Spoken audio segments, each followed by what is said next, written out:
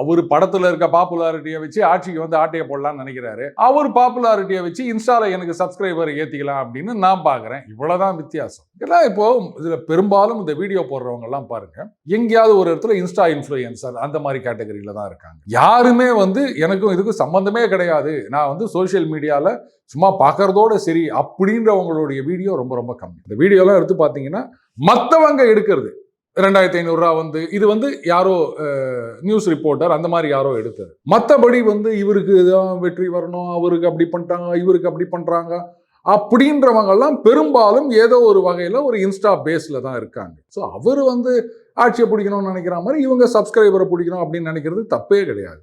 ஒருத்தரை வச்சு பலனடையலாம் அப்படின்னு நினைக்கிறாங்க. அதுதான் நான் பார்க்குறேனே தவிர இதில் யாரோ கூட போட்டிருந்தாங்க, இதில் வந்து மர்ச்சன்டைஸ்லாம் விற்கிறாங்க, சொக்கா, இந்த விசிலு, அப்புறம் அந்த துண்டு, அதெல்லாம் ரைட்டு விற்கட்டும், என்ன இப்போ இது வந்து ஒரு ஆப்பர்ச்சுனிட்டி அப்படின்னு யாரோ நான் வித்துட்டு போட, அதெல்லாம் நான் தப்புன்னெலாம் சொல்லலை.